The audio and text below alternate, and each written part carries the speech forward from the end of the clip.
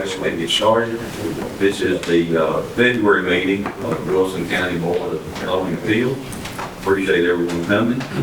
We have a prepared agenda that's been advertised, but we have anyone who's on our agenda this morning that would like to defer to another meeting or withdraw altogether. And if not, the agenda will remain as advertised.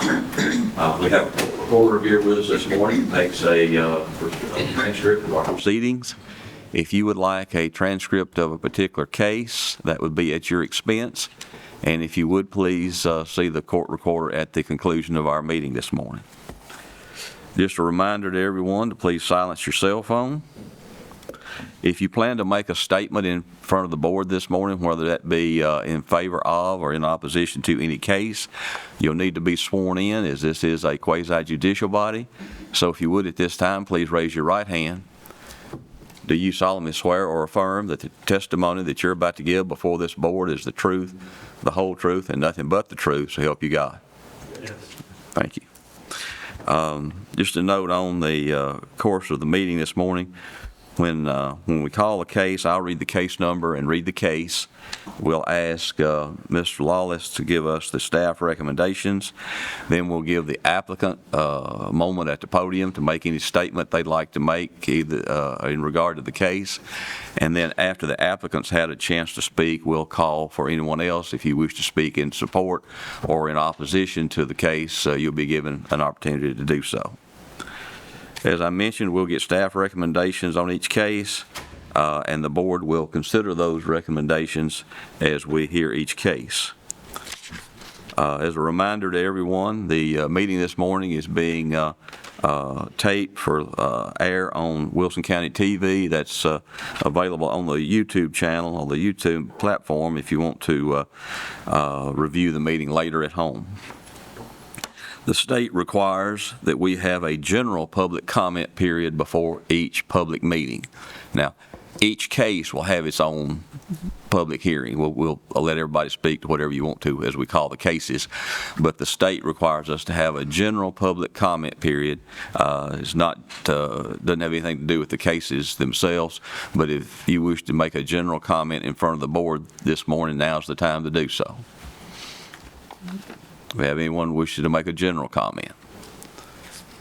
And if not, I'll close public comment.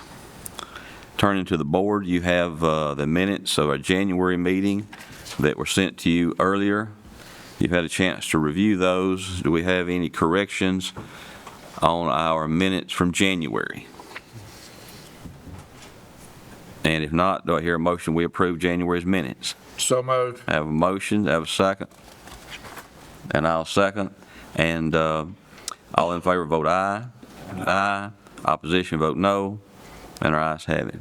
And just for a note for the record, Ms. Robinson and Mr. Crockett are not with us this morning. Mr. Williams and Mr. Manning will be sitting in their stead. Okay. I guess we're ready to move into the main agenda, right? First case is case 4372, Penny Benton. The request is a variance from the road footage requirement of 50 feet. Property became of record October of '86. Property has an ingress-egress easement of 30 feet that was recorded October 31st, 2023. The property is located at 846 Cedar Grove Road, Lot 1. Tax map and parcel are 36 and a portion of Lot 5. It's currently zoned A1, contains 1.83 acres. Staff recommendations now on 4372. Mr. Chair, the applicant is requesting a variance of road frontage requirement of 50 feet. This is not an older tract of record, with the lot being originally created in 1986. The easement for said tract was recorded in 2023. Therefore, given the language in the zoning ordinance, staff cannot recommend approval.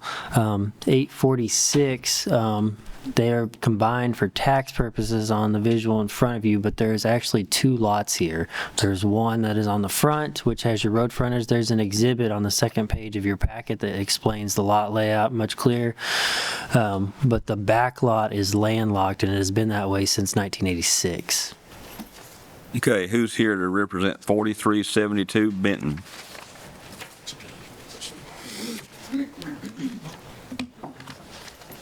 Yes, ma'am. Name and address, please.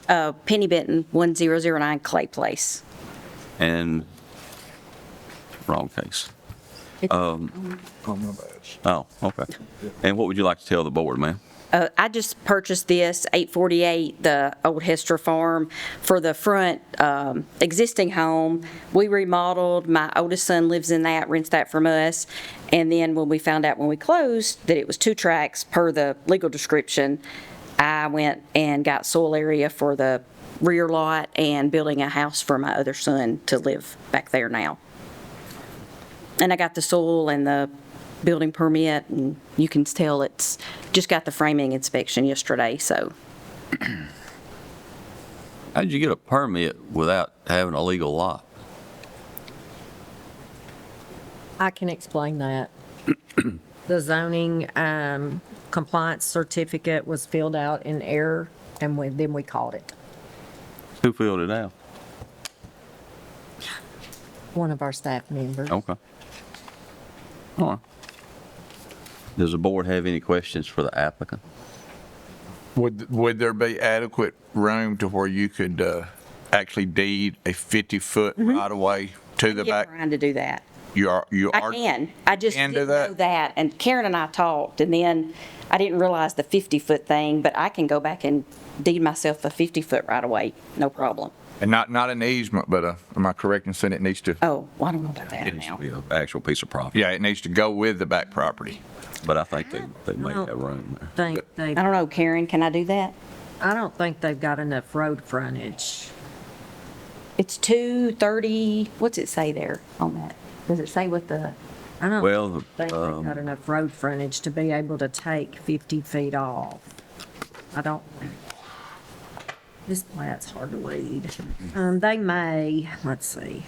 no, you tell me, I'll do whatever y'all tell me to do.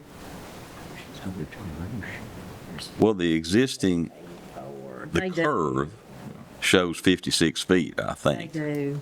It's 247 or something, I think. Got enough. They look like they have enough. Okay. The exhibit was really confusing, and I feel like that's why it was. It was confusing with the, with the legal. I'm just It's just with, the only issue with that was the existing location. If you look on the exhibit, there's a barn on the property. They weren't going to be able to get the 50 feet and maintain setbacks for the accessory structure was the issue. from my point of view, it might, for me personally, it might be easier to grant a variance on a setback structure than it would be to grant a variance on the easement. But I don't know. I'm just. Are you talking about that up front barn, Chris? The up Yes. front, the Yes, chicken? Well, I don't know what it is on the property, but It's a chicken coop, really, but, I mean, I guess it could be, In this barn, if we needed to, if she deeded 50 foot. Okay, any other questions from the board? Barn to the 50 foot. 50. Anyone else here wish to address 4372 Benton? Okay. Well, you have, it looks like you have 2 or 3 options. You can ask us to decide, and that vote will either go up or down. okay? Or you could, I guess, withdraw, and that means we would take no action, and you can see if you can do your subdivision through your surveyor and the planning commission. If you do that, then, your problem's taken care of. And if that doesn't work, I guess, you would have the option to come back here if you withdraw.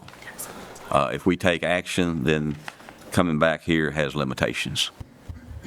So what happens if we do nothing? I just have a house, I mean, one lot with 2 houses on it? No, you have you have 2 tracts of record. Correct. One of them was created in '86, and I can't tell you how that got approved at that time, without road frontage. So you've got one legal tract of record, which you've already built the house on, and then you have a tract of record that is not a legal lot of record. Which, in essence, what you're doing today is asking the board to grant an easement access to interpret it as a legal lot of record without road frontage. They can decide on it here, up or down, or you can withdraw the case and then just go back to your surveyor and work out the 50-foot road frontage strip to go back to the other lot. There may be some setback issues which could possibly put you back in front of this board with the existing barn. But you'd have to work through that with my office and the planning commission. It'd be an affirmation plat since only 2 lots are involved. This What- is, I don't know. I mean, the house is there and built, Would it- so I don't know what the other Would option be is. appropriate for me to say this board generally does not allow newer tracts of record without 50-foot of road frontage. I think that's pretty accurate, and this, the commission, I think in October, set 80,000 feet as the minimum lot size in the A1 district, Right. and you don't have 80,000 feet, if I did my math right this morning. You're almost there, but you would need that variance also.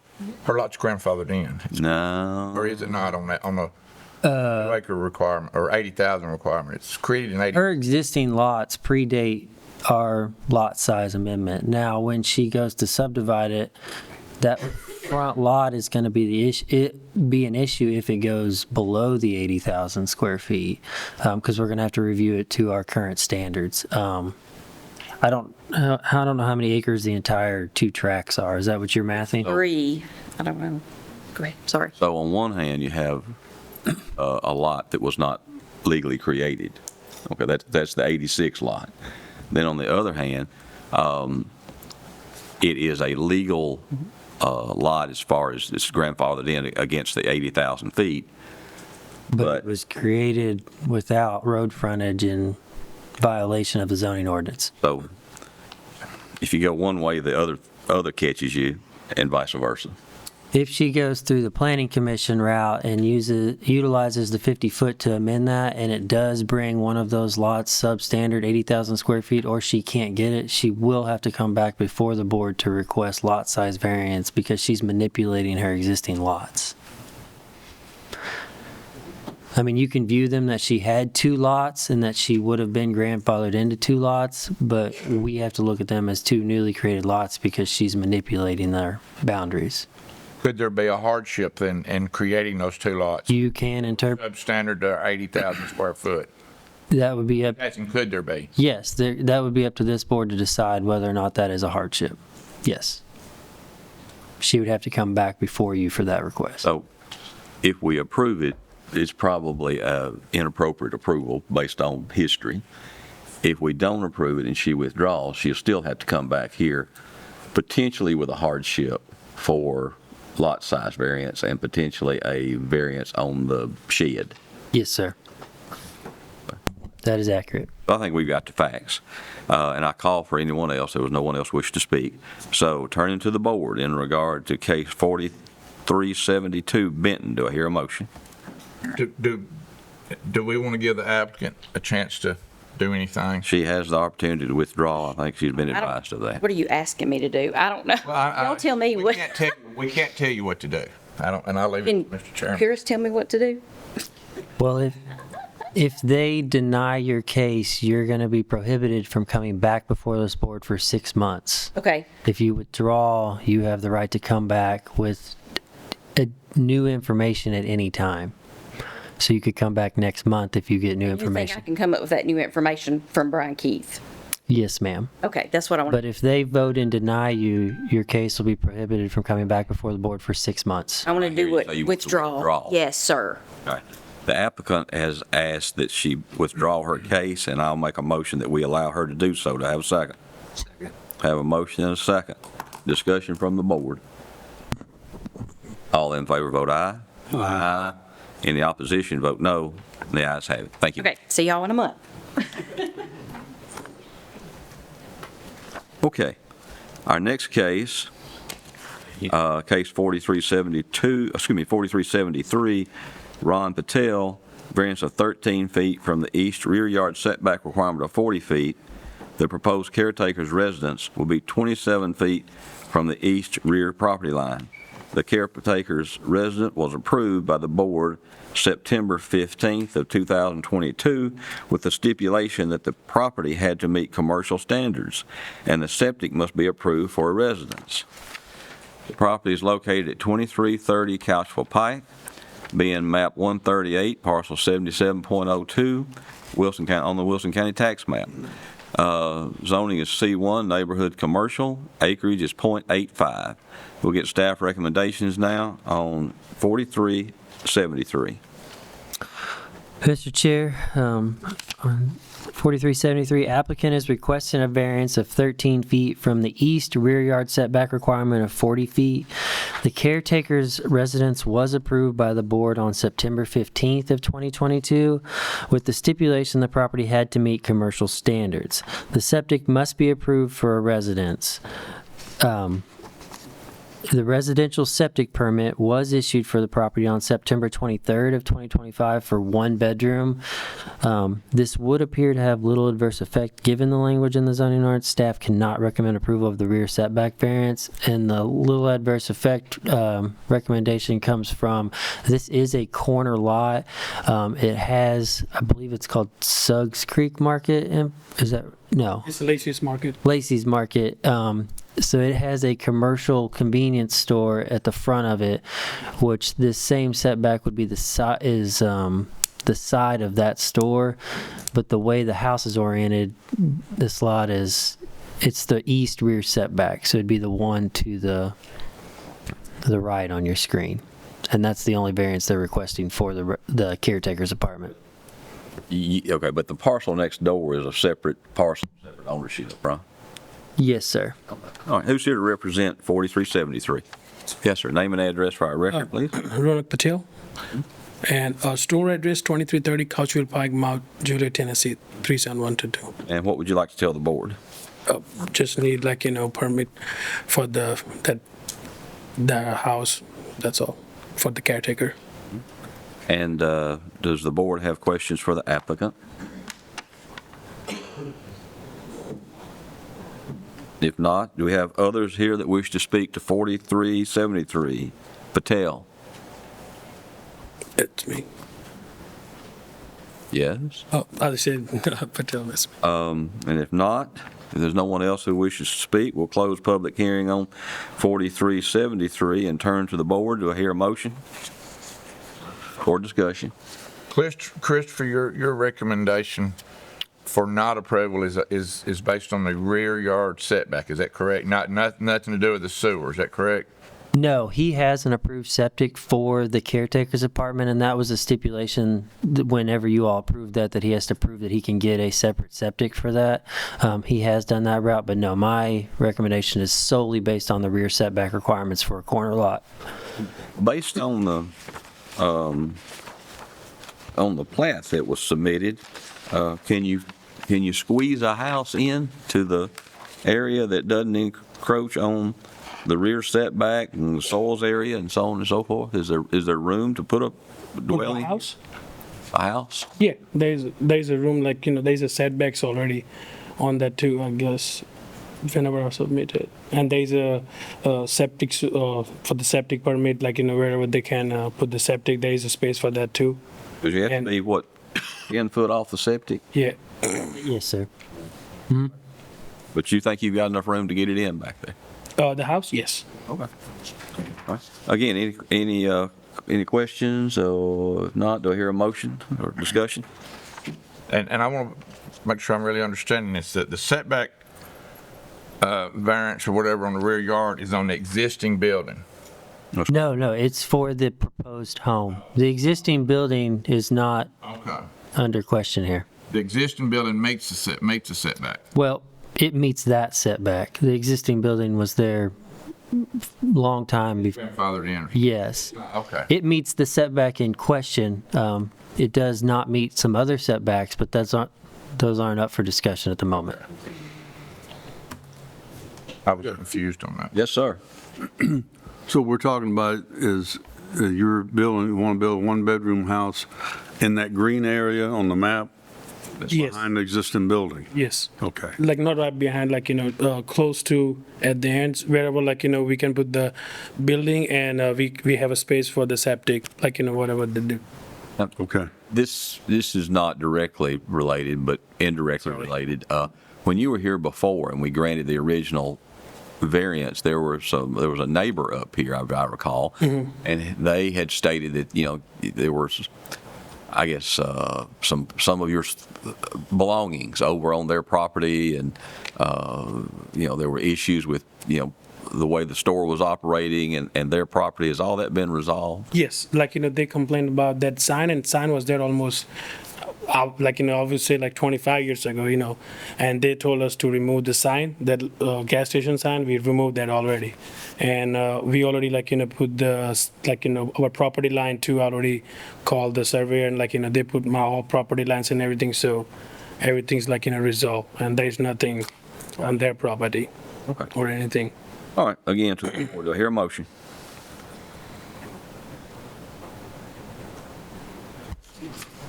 I'll make a motion that we grant the variance. We have a motion to grant the requested variance for 4373.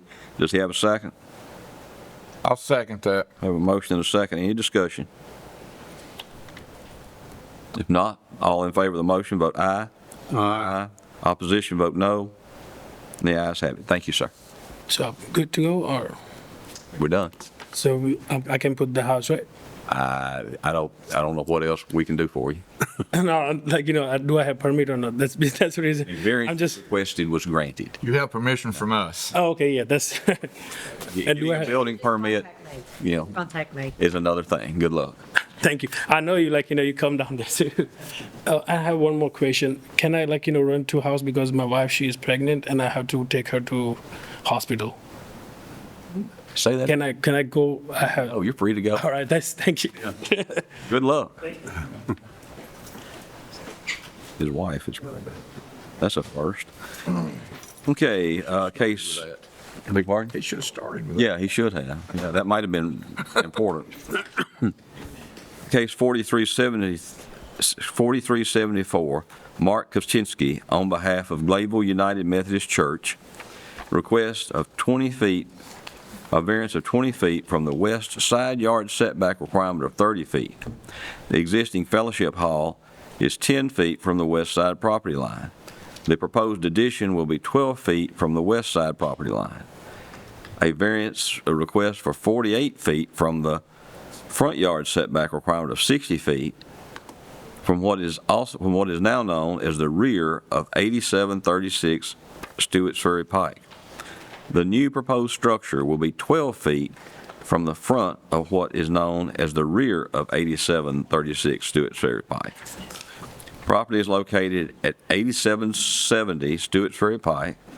It is map 116, parcel 110, is zoned R1 residential and contains 4.4 acres. We get staff recommendations on 4374.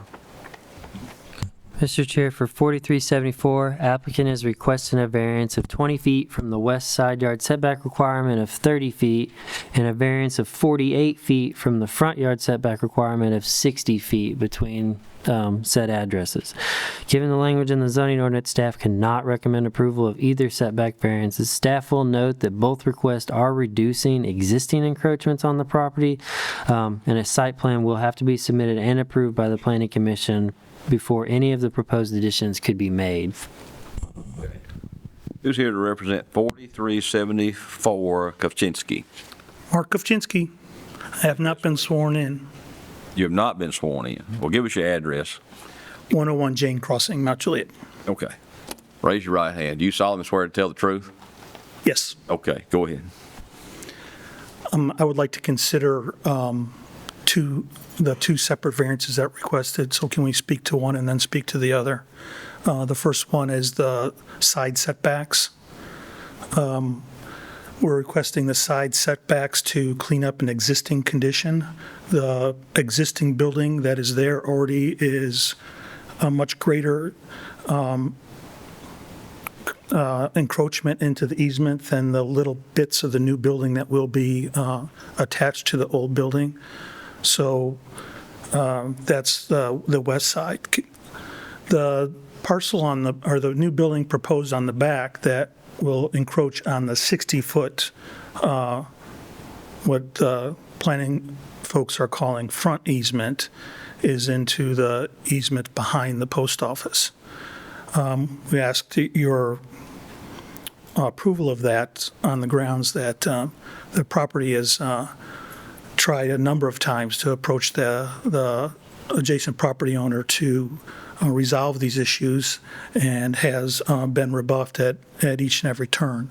The owner of that property is not interested in talking with the church in any extent.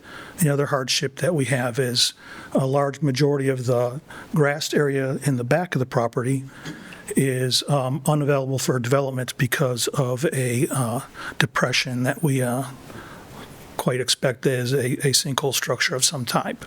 So any new development on the property is severely limited by that. Stop you right there. So a closed depression is not automatically a sinkhole. Correct. Okay, I just wanted to make, and the variances that you're requesting in most cases improve, I'm hearing you right, the encroachments that are there now. Correct. And before I forget, I just ask all this before I forget it. What with the adjacent property owner, you said you'd been rebuffed, but what would those negotiations center on? Well, we would attempt to purchase enough property to relieve us of the setback encroachments. Okay. But then you're talking about the post office. Correct. Go ahead, I didn't mean to interrupt you. No, that's the crux of the issue there. So that's why we're requesting the setback or the variances we're requesting. On the west side, the side setback, you're not removing any of the structure though, correct? No, there are two small additions planned. Right, and neither one of those, so the west side setback is more for the existing structure. The addition that he's putting on the west is not going to encroach any farther. The front yard setback, that is new addition for the church. Will the new addition on the west side, will it meet setbacks? No, It's not encroaching any further. it will not meet the 30-foot setback, but it is not encroaching any farther than the existing structure. It is less than the existing structure. And then when you talk about you're not able to purchase property to do away with these, but that would not apply to the front setback, would it? I mean, I'm assuming on a front setback Well, this is a unique ruling or interpretation of a front setback. You know, when I think of a front setback, I think of a piece of property that has frontage on a public right-of-way, and a larger front setback has been deployed or imposed on the property to manage road improvements and utilities and stuff like that.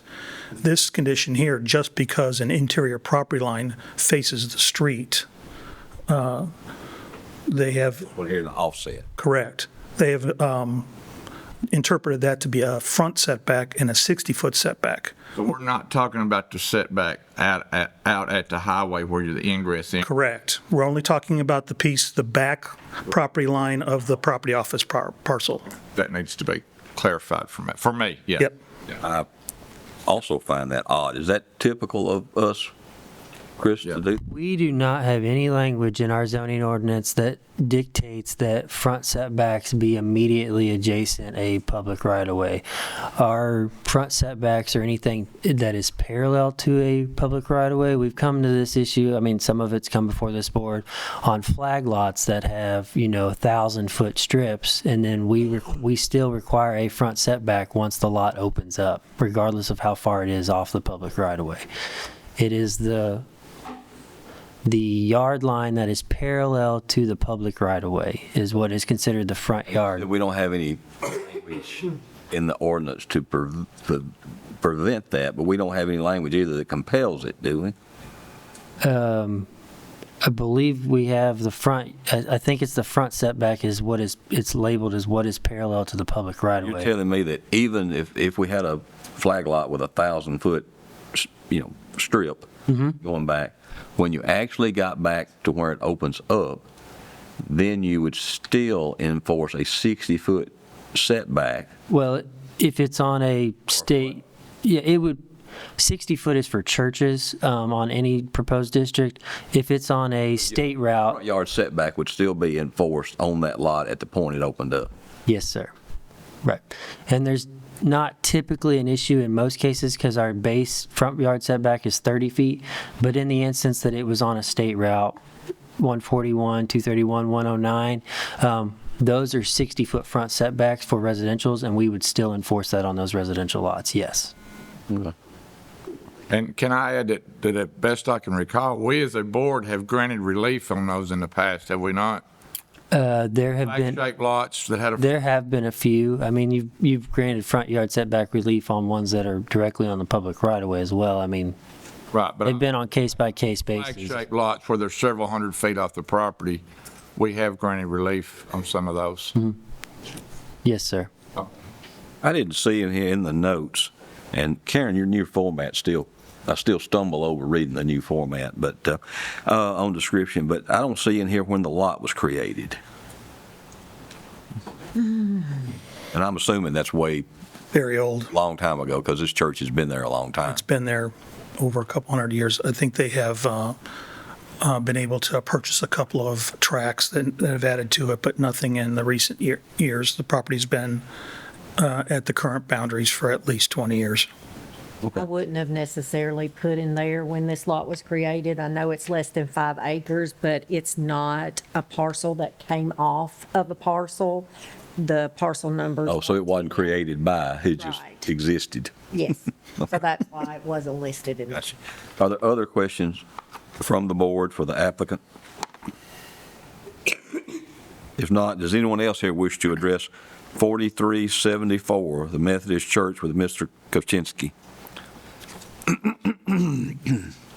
If not, then I'll close public comment on 4374 and turn to the board. If we can have a motion, or if we need to, we can have further discussion. And I'll move that we approve the variances that are requested by the applicant, and I do so based on the fact this is not only an old, but probably an ancient lot of record, and these variances will help the church in their mission to serve the community. That's my motion. Do I have a Second. second? Have a second? Do I have any Second. discussion? Who was that second, sir? Mr. Blades? Any discussion? If not, all in favor vote aye. Aye. Opposition vote no. And the ayes have it. Thank you, sir. Thank you all. Our next case, Old South Properties, requesting a temporary firework tent renewal. The board approved the temporary firework tent on March 4th, 2021 for a period of 5 years, including the same dates and hours of operation and conditions from the previous approval. The project is located at 3010 Stewart's Ferry Pike, Lot 3, Robert Bass property. It is map 118 and a portion of parcel 68.05, zoned C1 Neighborhood Commercial. It contains .62 acres. We'll get staff recommendations on 4375. Mr. Chair, on 4375, applicant is requesting a temporary fireworks tent renewal. The board approved the temporary fireworks tent originally on March 4th, 2021 for a period of 5 years, including the same dates and hours of operations and conditions from the previous approvals. This use, with the board's approval, has been on this property since 2003, and they have not let that approval lapse. They've come in for renewals each and every time. The board determined at this time that fireworks sales are considered retail sales and similar in nature to convenience market, which is allowed in the C1 district. Staff sees little adverse effect in granting this use for an additional 5 years, and therefore staff can recommend approval based off previous decisions.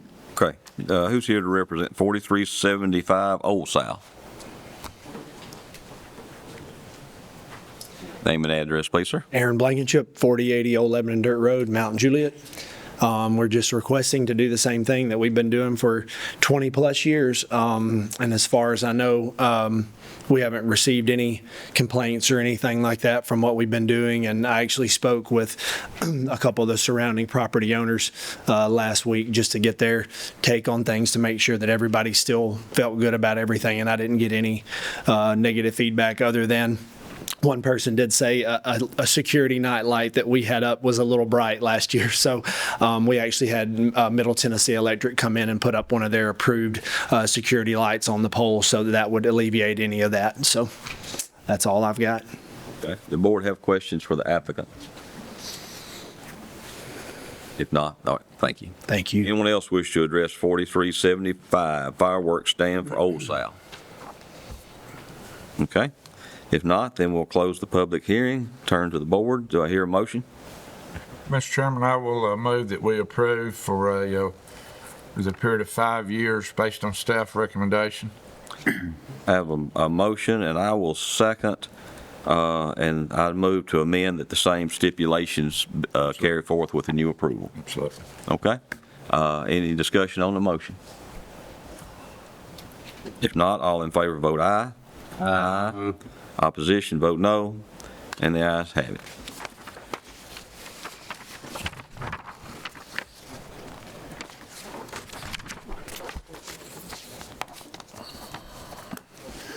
Our next case is case 4376, Jason Shelby, extension of a building permit that was applied for June 30th, 2022, issued July the 5th, 2023, and slab was inspected June 16th, 2025. Property is located at 1237 Maple Hill Road, Lot 7. It is parcel A7 on tax map 45A.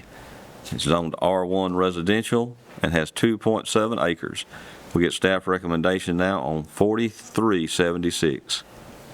Mr. Chair, on 4376, the applicant is requesting an extension for a building permit that was issued on July 5th of 2023. Building permits issued in the county expire 24 months after issuance, in which the structure of residence is to be completed unless the applicant receives some sort of extension or relief from this board. A 6-month extension was granted by the Building Inspections Office for this permit in July of 2025. The applicant has stated the intent of being finished with the structure with an additional 6 months. With the above stated, staff cannot recommend approval, meaning that the applicant would need to reapply for the building permit and pay associated fees. We do not have any language to recommend approval of extensions in the zoning ordinance. That is the reasoning for the recommendation. All extensions have to be issued by this board. Understood. Who's here to represent 4376 Shelby? Yes, sir. I am. I'm going to withdraw my case. I'm just going to file for a new permit. That is your privilege. Yep. Okay, so you wish to withdraw. Yes. Okay. You understand that you'll have to pay all these fees again. Yes. The applicant has asked that the case be withdrawn. Do I hear a motion to that effect? I'll make the motion. To allow him to withdraw? Yes. Okay. Motion to allow the applicant to withdraw. Is there a second? Second. A motion and a second. Any discussion? And all in favor vote aye. Aye. Opposition vote no. The ayes have it. Thank you, sir. Thank you. Easy ones. Our next case is case 4377, Evelyn Young, variance of 8 feet from the east side yard setback requirement of 20 feet, and a variance of 6 feet from the west side yard setback requirement of 20 feet. The proposed addition will be 12 feet from the east side property line and 14 feet from the west side property line. A variance of 5 feet from the rear yard setback requirement of 10 feet is also requested. The existing accessory structure is 5 feet from the rear property line. A variance of approximately 63,509 square feet is required from the lot size requirement of 80,000 square feet, and a variance of 45 feet from the lot width requirement of 125 square feet. The lot is located at 810 Pebble Cove Road, Lot 14, Pebble Point. It is part of parcel B10 on tax map 24H. It is zoned A1 agricultural, contains 16,491 square feet. We get staff recommendation now on 4377. Mr. Chair, on 4377, do you want me to read all those variance requests again, or just? I'd rather you don't. I've already read them into the record. Okay. This is an older tract of record which was created in May of 1972. I know we're all familiar with Pebble Cove. These are typically long, narrow lake lots. Therefore, given the language in the zoning ordinance, staff can recommend approval of all requested variances. Okay. Who's here to represent 4377 Young? If you would please give us your name and address. Yep, Jordan Young, 810 Pebble Cove Road, Lebanon, Tennessee, 37087. And anything you'd like to tell the board? Just my wife's expecting, and we caretake for my father as well, so we just need some more space. We also own a business in Lebanon, so we run the business out of the house. We just need to free up an extra room, essentially move the upstairs into an office, and gain a bedroom back. Okay. Does the board have questions for the applicant? So is, there's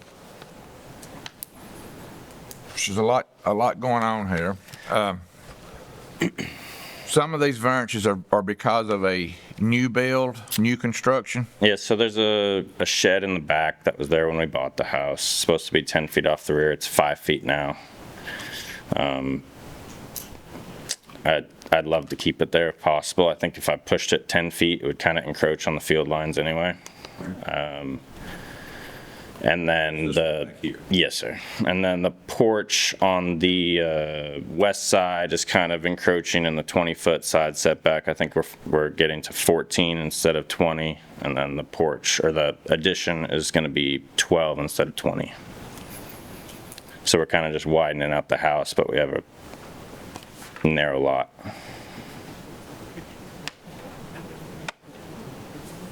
Other questions? Anything else? Well, I mean, I understand it's an old lot of the record and it's extremely small.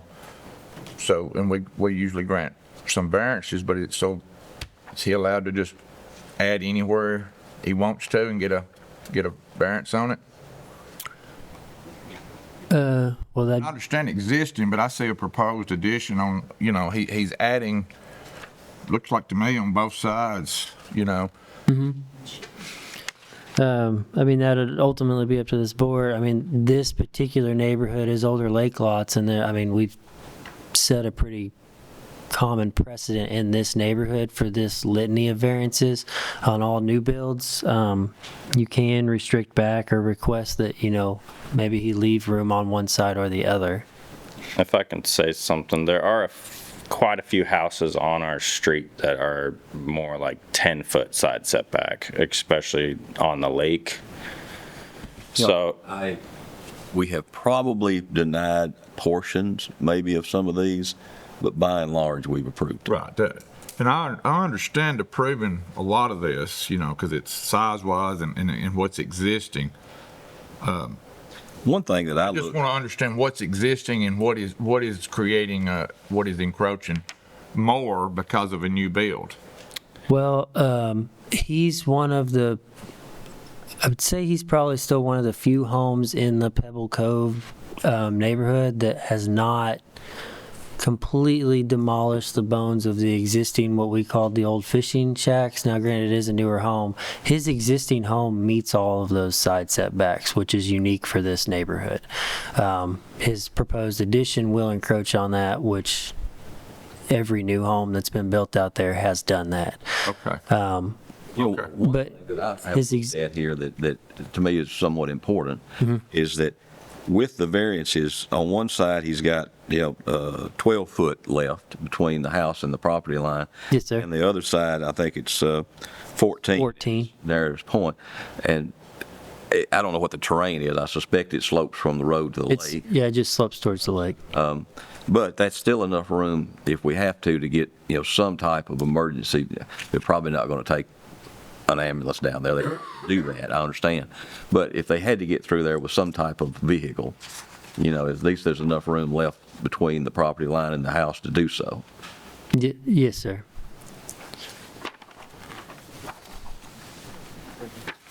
Okay, any other questions? If not, does anyone else here wish to address 4377 Young? Okay, we'll close public comment.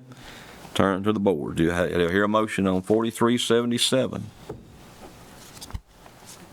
Mr. Chairman, I'll move that we approve based on staff recommendations and the precedent that's already been set in this community. Okay, have a motion to approve 4377 based on staff recommendations. Do I hear a second? Second. I have a motion and a second. Any discussion? If not, all in favor vote aye. Aye. Opposition vote no. And the ayes have it. Thank you, sir. Thank you.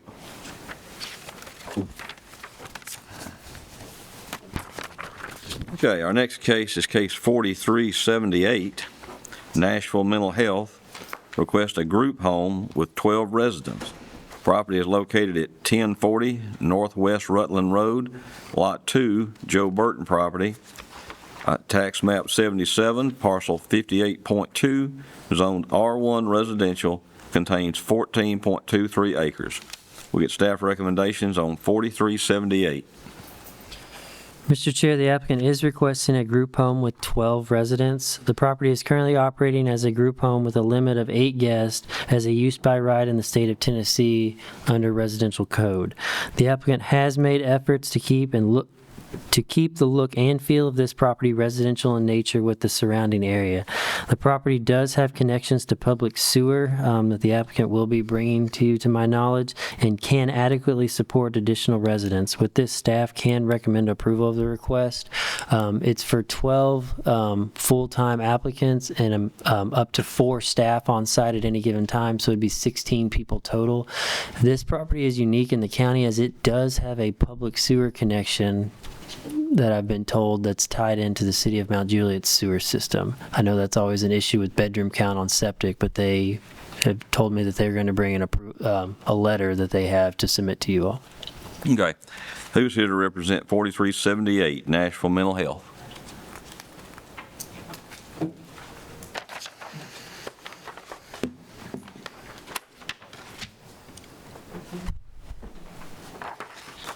You would give us your name and address, please. Yes, Lindsay O'Connell, 299 Radnor Street. Where? Oh, sorry, Nashville. And what would you like to tell the board?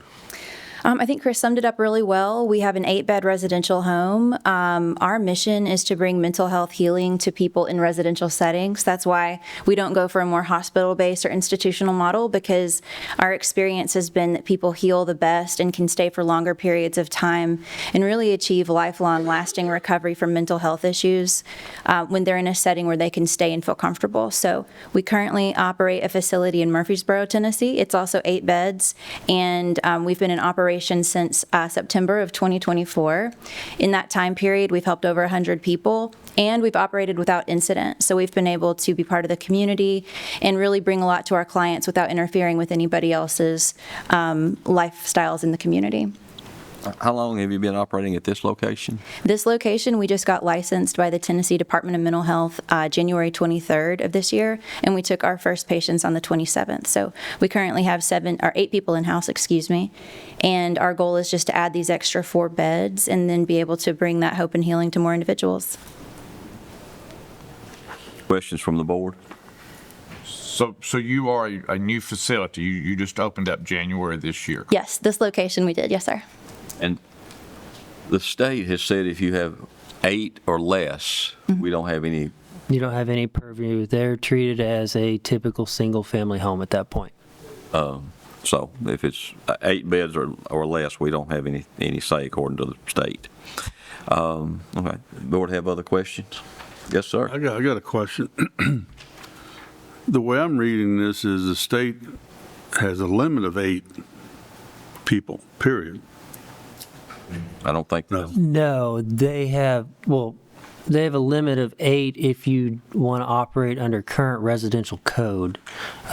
If you want to extend upon that, you have to abide by existing zoning law, and there's a different license with the state health inspector, I believe. 5 years ago, the state legislature decided that if a halfway house, mental health, whatever type of residential treatment facility you might propose, had 8 residents or less and 2 It's 2 full-time staff. staff members or less, that you were exempt from local restrictions. Yes, sir. And that was about 2000, 2001, somewhere in that time frame. So it's been around quite a while. These folks currently operating under that exemption, and now they want to increase their bed count, or their bed count from 8 to 12. Okay. Other questions? Does anyone else here wish to address 4378 Nashville Mental Health? Okay, we'll close public comment. Turn to the board for a motion. Is there any other restrictions that go with this as far as sprinkler systems or fire escapes for upstairs or anything that we're missing on that end? Possibly. I can speak to that if that's appropriate. Come right back and give us your statement. So we have been issued a certificate of occupancy. I have it here if y'all want to look at it, from the State Fire Marshal Office for 12 residents in the home. And yes, we're fully sprinkled. We have a tank out in the garage that's heated at all times to make sure that we're fully fire safe. And we have a traditional pull station and alarm wired in as well. So yes, we just received that from them this month as well. So we're approved by State Fire Marshal. How large is the tank? That's a good question. It's probably in the documentation from them. It's taller than me. Okay. But does that answer your question? Yes, sir. All right, other questions? So what they're telling us, I think, is they've been to the state and they've got everything they're supposed to have from the fire marshal and the mental health people and so on and so forth. So what they're asking us for is a permission to go past the 8 to the 12, okay? Do I hear a motion in regard to 4378? Make a motion that we pass this based on staff recommendation. I have a motion to approve 4378. Do I have a second? I'll second. I have a motion and second. Discussion? Okay, there's no discussion. All in favor vote aye. Aye. Opposition vote no. And the ayes have it. Thank you very much. Our next case is case 4379. Is it Teak or Tiki? What? Tiki. Tiki, okay. Tiki Holding, Inc. on behalf of Bass Trucking, Bus Storage and Repair, located at 6700 East Old Murfreesboro Road, Lot 1, W.G. Baird property. Tax map 114, parcel 35.13, zoned C3 Highway Commercial. Acreage is 6.79. And we'll get staff recommendations. Mr. Chair, the applicant is requesting a use variance for bus storage and repair. Motor vehicle repair is a listed use on appeal in the C3 zone district, while vehicle storage is not specifically listed. That would be a contractor's laydown yard. Per the submitted business plan, the facility will store up to 40 motor coaches and will have 5 to 12 employees on site. Staff will note that the business plan states that all vehicle maintenance will be conducted indoors and the storage area will be fenced and screened. Given the language in the zoning ordinance, staff cannot recommend approval of the bus storage and repair due to the and this is solely due to the storage use appearing to be the primary use for the property based off the business plan stated. You're going to have to help me here a little bit. Isn't every parking lot a storage area?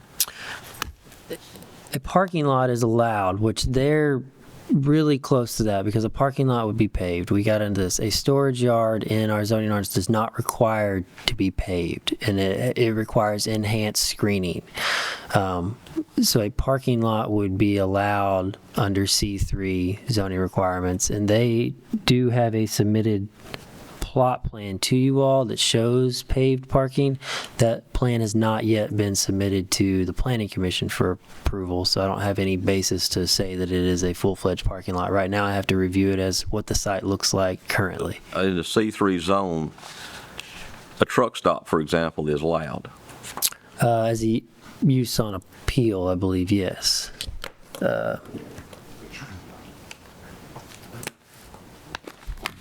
I looked at this proposed plat and whatnot, and I was just wondering why they're here. And you're saying it's because of the storage aspect. No, it's the repair aspect. They're also asking for the storage of it, storage of motor coaches. But it's the automobile sales are a use allowed in C3 outright. Automobile repair are a use on appeal. And that's the main reason that they're here, is for the bus repair. Okay. All right. Well, I jumped the gun a little bit, but I was just curious. No. Who's here to represent 4379 Tiki? You want me to finish my recs really quick? Oh, you had more? Go ahead. Excuse me. All right. The property is roughly 6.79 acres, and the 40 motor coaches, if 40 motor coaches are parked on site, that would roughly cover a quarter of an acre of the property. If approved, staff recommends that this be done with conditions of the increased opaque screening around all storage areas, and no inoperable vehicles will be permitted to be stored on site. That is my biggest concern with the storage of that many motor coaches and the vehicle repair, if approved, that this could unfortunately become a possible salvage yard, and I do not think that was the intent of the 231 corridor. Okay. Yes, sir. Name and address, please. Kramer Tuggle, Warren and Tuggle Civil Engineering, 109 Pennsylvania Avenue, Lebanon, 37087. Here representing both the current property owners, Bass Trucking, and the proposed buyer, Transportation Charter Services. Just a point of clarification, this property was approved in 2021 for a contractor's yard, so I'm not sure how that correlates with the storage of the buses. But that's the current approval of the property, and the intent is for operable vehicles to be used on the property and stored, and not as a salvage yard. So any of the questions we're here to answer. Thank you. Board have questions for the applicant? Something about 40 motor coaches parked on site or something or another. Kind of go over that. Go over, I guess, like how this business is operated. Sure. And Jennifer may be more apt to speak to that as the from TCS, but it's my understanding that we have, is it 16 buses currently, and the 40 is just to allow for future growth if needed. That way they don't have to come back. They've got that built in if their business does grow. Christopher, is that somewhat of a concern for you, was the number of buses and the potential that they could all be at one time? Well, it's the number of buses if approved with the vehicle repair. I'm trying to stay out of a potential zoning violation. So like if approved, and that is y'all's purview, there needs to be a stipulation of number of inoperable vehicles on site. I do not want to see this site, because I mean it is a gateway into the county, become a salvage yard. What if all inoperable vehicles had to be in the shop area? That would be under roof. Being worked on. Under roof, out of sight. That would be okay. Yes, sir. And they do have that in the business plan, that all repairs will be held inside the building. Other questions? I got one of the applicant. Go ahead. I'm looking at the existing building that's up on the map here. What does that consist of, the building itself? Is it open space, like a garage? It's mainly a shop, yes, sir, with some office space. And you have bathroom facilities and so forth in there? Yes, sir. Okay. Okay, other questions? This piece of property will be brought up to commercial standards as far as the paving, landscaping? Yes, sir. Any improvements would have to come back, as Chris said, for a site plan with abiding by the zoning and regulations. In front of planning. Y'all currently have a CO or whatever, the way it exists now? I believe so, yes.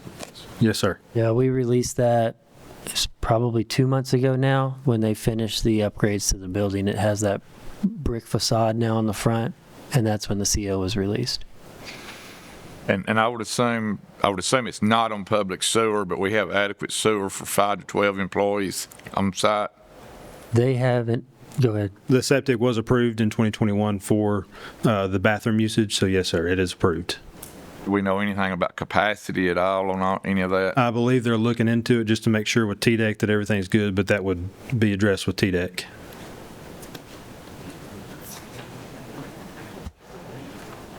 Any other questions for the applicant? Okay. Does anyone else here wish to address 4379? Yes, sir. Come ahead. My name's Tim Brewer, 140 Riverwood Drive, Hendersonville, Tennessee, 37075. I'm the managing broker at the Crowlike office in Hendersonville. We also have our office here in Lebanon, so we got a footprint here. I'll be representing Tiki in this venture, and I'm glad you brought all those things up, because the things that you don't want, we don't either. We've got right in our business plan here, vehicle stored on site will be operable, licensed, and maintained in clean condition. We have no intentions of having a junkyard there. As a matter of fact, if you will allow me, I'd like to pass some pictures out of some of the things. Would that be okay? Sure. Miss Jennifer would pass the, so these will be the types of things that's going to be on there. These are luxury motor coaches. I call them rolling mansions. As far as having 40 buses on site, if we have 40 buses on site, we're in bad shape, because the primary function of this business is to lease those buses. So they're out on tour a huge percentage of the time. Well, what we need the facility for is when they, let me address storage. Maybe we used a wrong word on storage, because we're not actually storing them there. We look at it in the entertainment bus business as a place to park until they go out on the next tour. So when they roll into the bus terminal, they will have maintenance done. If any maintenance done, they'll be cleaned. All the linens and everything for all the beds and bunks and everything will be cleaned, and they'll be put right out there ready to go back out on the road again. So they're not going to be there very long. If they're sitting there, they're not making any money. So we want to have them out on the road.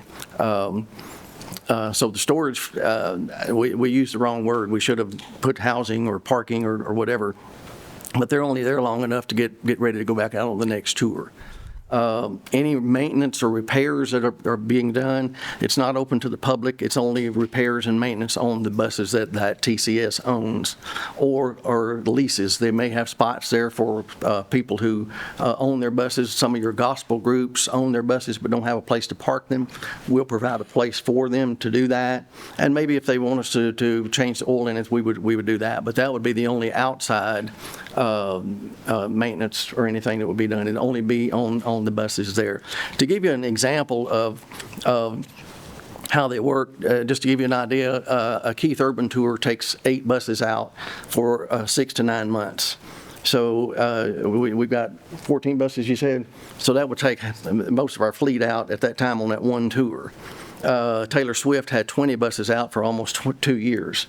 So that's how these things work. And then when we talk about our off season, the peak season is probably May through November.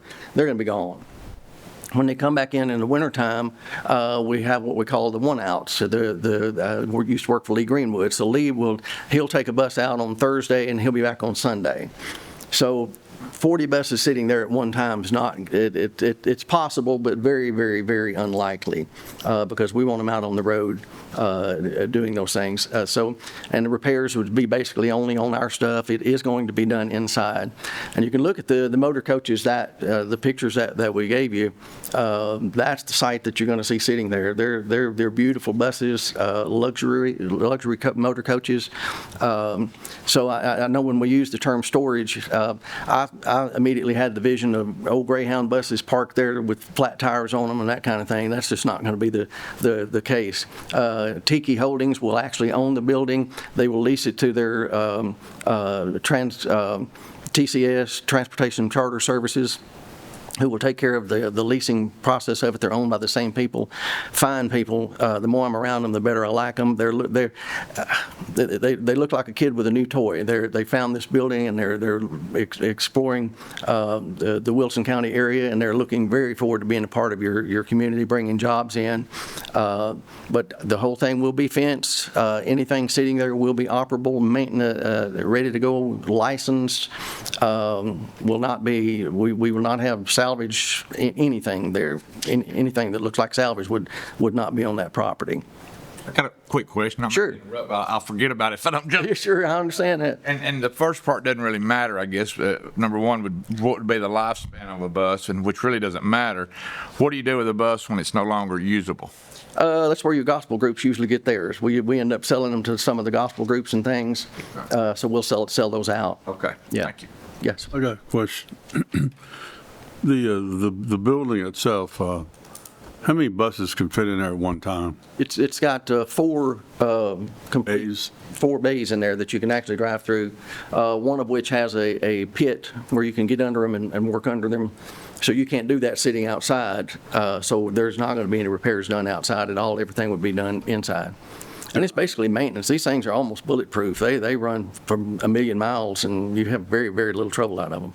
I'm assuming by the plat we have, and you're going to come in and pave and so forth, but you look like you've already got a little junkyard going up in that photo already. I assume that's going to be cleaned up. We hope so. We haven't closed on the property yet, but we were told that would be moved. Okay. Yeah. And I'm not sure exactly what that is. It was some concrete things there. It looked like they had some gravel in between there. Maybe they delivered gravel or something. That was the spoil piles from when Hydrovac was there. They made their own concrete on site. That was materials that they used for their business. That will go away. And when do you propose to have all these improvements made you put on this plat here? They're actually talking with the paving company now. If we get approval from you today, we'll start moving forward with that. We've got a closing on the contract because we didn't know how long it would take us to get through this process of April 30th. So even though we don't own the building yet, we're getting the paving and they're getting bids on that already. So they're ready to go as soon as we get approval from you guys. You haven't answered my question. Oh, I'm sorry. How long before you get all these improvements done? How long before we get them all completed? You got these improvements on this piece of paper. I'm just asking you, when will they be done? Yeah, and that's kind of out of my league because I'm not I used to be in the paving business, but it's been a long time ago. But as soon as possible, we're ready to move in. We want to get it done as quickly as we possibly can. Would you complete this site plan before you started moving in and bringing buses? Would that be a fair question to ask? I think you would probably move in the office space. Before we start moving buses in. We got a place up in White House, Tennessee. I think it's White House, where we're there. Goodlettsville. That we got the buses parked there now, and so we won't want them in the way of getting that paving done and all the things that we want to get done. I would like something on the record. If this was approved, when can the community expect this plan that you've been proposed to be to the site to be brought to this state? I would estimate no longer than 90 days. I don't want to estimate. I don't understand my question, I don't guess. Yes, sir. You could theoretically, I know you wouldn't do this, but this approval runs with the land. Mm-hmm. So, it's forever. I would just like to know when all these improvements are going to be made. Is it going to be 6 months? Is it going to be a year? At what point can people drive by there and say, okay, well, they did all these improvements they proposed? I would give you 90 days from the time of our closing. So if we close April 30th. But by the end of the summer? Oh, absolutely. August 30th? That'd be good. Whatever that'd be good. Yeah. I just asked. And if we have that date on record, we'll shoot for that record. We'll shoot for that date. I'm sorry. I don't know if I can offer any clarification to that. If you want to possibly approve the bus repair aspect of the site and then limit the parking of motor coaches on site until site plan improvements are made, that could be a stipulation, because then it would be what is classified as a parking lot. It is a paved surface. The storage, because that does not require paving, it can be a dustless thing, those tend to get out of hand. But if they were going to meet all of our site plan requirements for a parking lot, you could possibly put that stipulation that no long-term parking of motor coaches on the property until site plan requirements are met by the planning commission. We would have no problem with that at all. And that kind of gets you out of the wheelhouse of putting a date on it. Board have any more questions for this gentleman? One more, you've got access off of Highway 231 and Old Murfreesboro Road. I would assume most of your motorhome buses would use Highway 231 to access, or? Once we get everything completed, we understand that the state has given a curb cut for that area. We've got to get that verified. But if at all possible, if that curb cut is there, we definitely want an entrance into there. Would staff not prefer them to access it off Highway 231 as opposed to Old Murfreesboro Road? No, I would, and that's in the original site plan that access is preferred off of 231 to keep it off that residential road. It's just not been built yet. But it is doable. To my knowledge, unless TDOT has changed some of their standards, a driveway permit there would be accepted. I haven't talked specific. I say no, you don't have access there. Right. Well, I mean, they very well could. We would require that. We would classify that a minor amendment to the site plan. If they submitted a site plan that showed access to that, and then TDOT came back and provided documentation that they're not going to approve an access there, that would be a minor amendment because that's another agency stating that they're not going to allow it. But in the real world, when you drive out there, Old Murfreesboro Road may not ever need this type of traffic. That is correct. It is a residential road in nature. It is narrow. I don't even think it has stripes on it, to my knowledge. But yeah, no, the preferred access would be Highway 231 there. I just can't imagine that even being brought up that they wouldn't allow access to the highway in that area. Yeah. I don't foresee it. I mean, I did recently just have a meeting with TDOT. Now, it was a different circumstance, but they are not allowing full access to a particular commercial site due to location of existing off-ramps. Now, I know that's a different scenario, but they have denied access to sites before. No off-ramps out there. Well, I know it was a different scenario. This one was on Stewart's Ferry Pike, but I do know TDOT will deny permit applications. Whatever. All right. Does the board have any more questions? Okay. Does anyone else wish to speak to 4379 Tiki Holdings? If not, we'll close public comment and we'll turn to the board for a motion.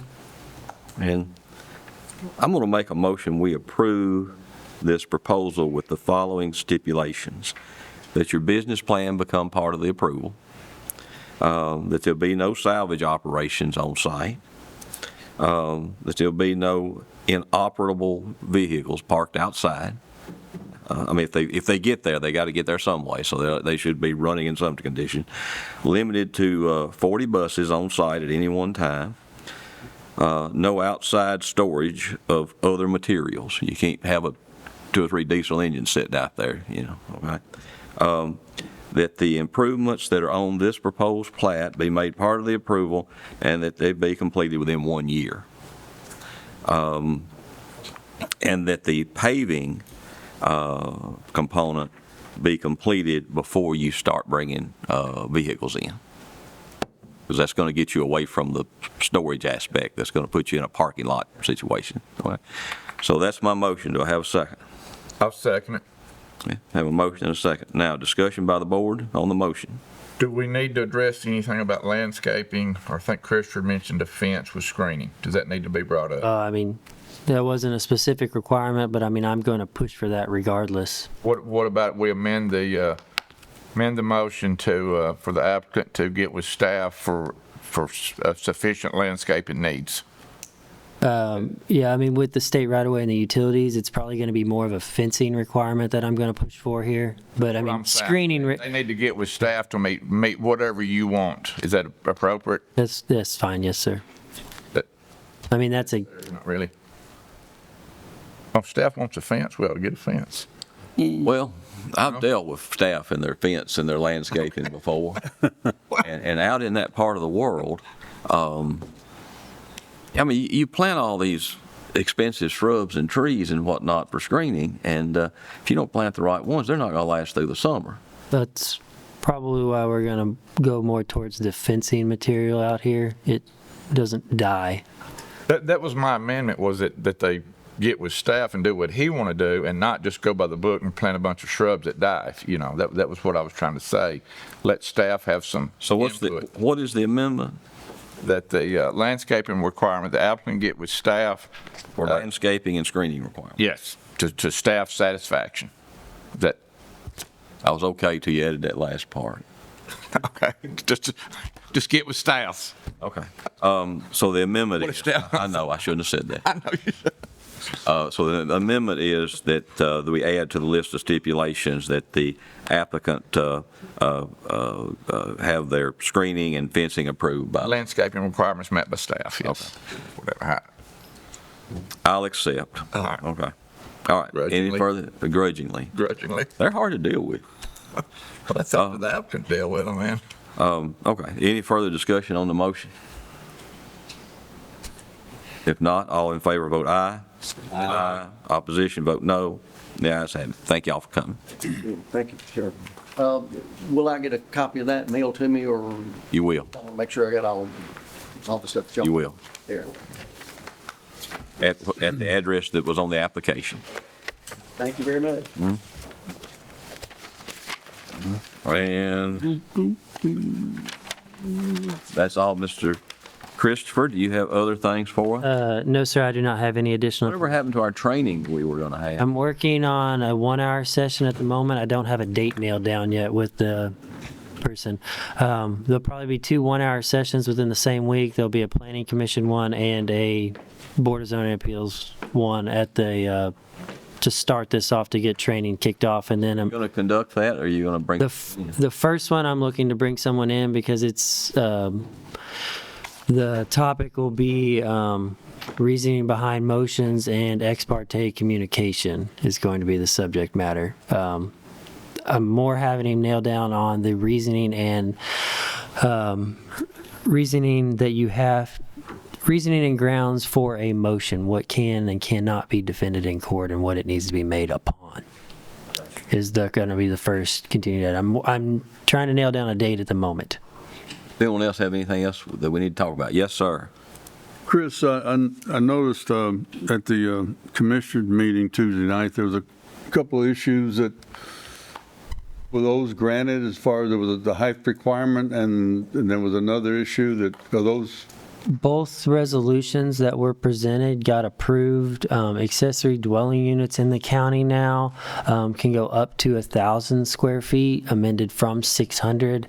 And then there was definition clarification in there that those units are specifically 1 bedroom, 1 bathroom, 1 living and dining area. We had applicants out there that were abusing the fact that it did not specifically state the number of rooms in those accessory dwelling units. And then as far as height variances, the status quo height of 22 feet across the county, if you remain an accessory setback, is still there. It's 22 feet. If you meet the primary structure setbacks of the zone district, you can go up to not exceeding 30 feet. Okay. There was an amendment there. They did not vote on the amendment. They voted it as it was written. And then is maximum height on accessory dwellings when they match the roof pitch and side top, did it go from 35 down to 30, or did I misunderstand? No, that language is still in there. If you still match the building material and the roof pitch of the primary structure, you can still go up to 35. So This is only 30 feet if you meet the setback, the primary structure setbacks, yes. and 35 if you meet pitch and building material. Yes, sir. Okay. I thought But it would back to 30 on pitch. No, it's pitch and building material as still clearly stated. It's not either or, it's both. Okay. Did we do anything as far as lot size on that? On which one? On the height, as far as, No, there's no lot size configuration. We had talked about that, Justin, and I had written up something up to that effect, that the building had to move back from the property It was in line as it got taller. but Christopher did not see fit to take that to Planning Commission. Yeah, and then that amendment was made at Planning Commission as well, and the County Commission did not approve that amendment. Reason being, as he shared with me, was the building inspector was afraid that it would bring on too much measuring. Correct. One more question. Is one of the reasons, yes, sir. Boat thing, is that considered a storage yard or a parking lot next door to that piece of property? Because I don't think there's any boat there. The what? Isn't that where the boats are all stored? Is that right next door to that one? It's off the screen. The boat yard is a zoning violation, is what that is. And the parcel past that, That's another zoning violation. 50 cars on 3/4. Junkyard. Yeah, that, Right where it's, Yeah, when you turn on the old, yeah. yeah. the 150 cars that one's a little different. That one actually got approved for auto sales with a limit of 50 cars back in the day. Auto sales, yes, sir. And they have, made multiple additions to those old buildings out there that should have negated any kind of grandfather that was in. But I don't think they've actually pulled permits for any of those buildings. No, I don't think permits ever seen that area. No, sir. I'm the only one out there y'all ever make by permits. Twice. Untrue, but Or, yes. We're still on the record. Can we get adjourned? Well, No? some of this might need to have been on. Okay. Okay, but anyway, if no one has anything else, then we are adjourned. Thank you.